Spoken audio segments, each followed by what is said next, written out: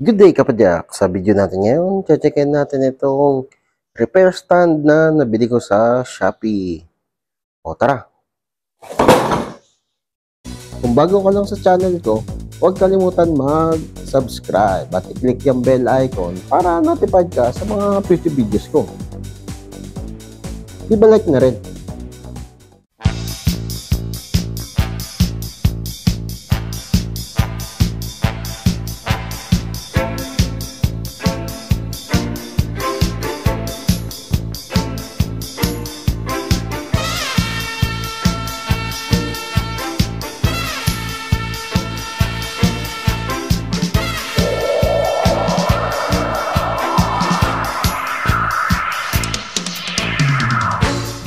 Okay, so ito yung specs ng repair stand. Ang maximum niyang load na kaya ay 30 kilograms.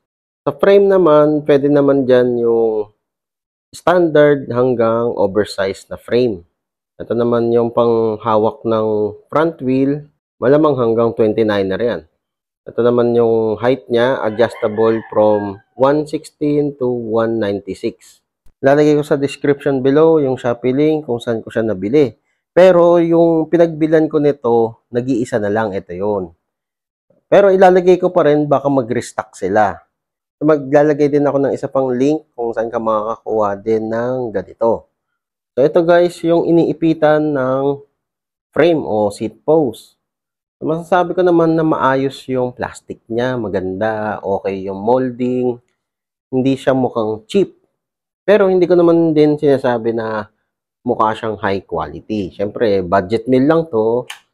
Budget meal lang din yung materials na ginamit nila dyan. Sa palagay ko, ang mga bibigay dito, ito. Yan, yung lagayan ng bolt. Kasi plastic lang siya, pwede yan malustred o lumuwag dito sa molde ng nut. Kung hihigpitan mo to, wag mong i-over tighten. Yung saktong higpit lang. Itong knob na to, pang-adjust yan kung gusto mo i-abante to o i-atras. Gawa din sa plastic. So, huwag ka lang mag-over tighten dyan. Huwag mong hihigpitan ng sobra kasi pwedeng mabilog yung plastic na yan. Yung mga QR na ganito, gawa sa plastic. Itong tray, plastic siya, wala siyang magnetic mat. Tapos itong mga butas-butas na yan, dyan maisasabit yung mga allen. Tsaka yung iba pang tools. Ito naman yung tagahawak ng front wheel para hindi umiikot-ikot kapag sinabit mo na. So itong tubo na to guys, gawa yan sa bakal. Ito ring tubo na to, gawa yan sa bakal. Banda naman dito sa papunta sa lower leg, itong tubo na to, ganun din, gawa din sa bakal. Solid na bakal. So dito naman yung supporting legs niya. Ito din, mayroong QR para ma-adjust mo kung gusto mo ng medyo makitid yung legs o medyo naka-spread out yung legs. Yan, pwede mo siyang i-adjust. Depende sa trip mo. So, ganun din, itong plastic na to, itong QR, huwag ka mag-over tighten kasi plastic nga lang. Mahirap na, baka mabiyak. Ang concern ko lang dito, itong mount ng mga legs. Kasi ginawa nilang plastic. Sana ginawa na lang nilang aluminum tong mount na to para may extra strength. Okay, so ito yung pinakapaa ng legs. Plastic lang siya, saka wala siyang rubber padding. Meron siyang butas.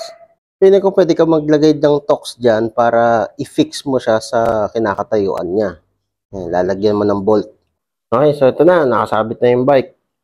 So kung nakikita dito sa camera, meron siyang flexing. Itong plastic part na to. Para mabawasan yung pag-flex ng plastic, nakatagilid na yan. Ito lang yung susundan nyo guys. Itong textured na part ng tubo. Hanggang dito lang kayo mag-uusog o aatras. Ito kasi linagay ko sa dulo, medyo outbalance na siya.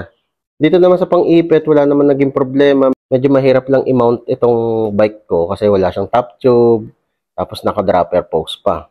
Pero so far, wala naman akong nakikitang nagfe-flex dito. Kaya naman niya yung bigat. Ito lang sa part na to kasi nandito yung load.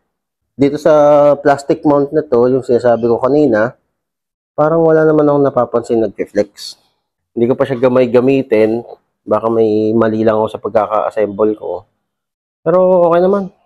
Okay, so yun lang guys, yung review ko dito sa Ultra Sport repair stand. Ang pinaka-concern ko lang talaga yung mga plastic parts niya, yung mga plastic mounts.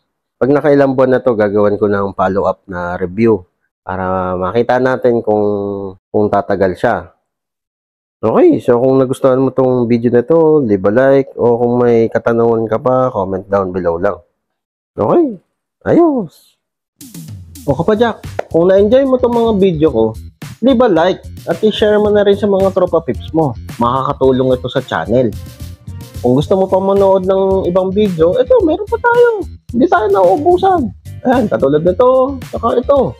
Oh, load ka na. Madami pa tayong mga video na i-upload. Kaya, mag-subscribe at i-click yung bell icon para notified ka sa mga future videos ko.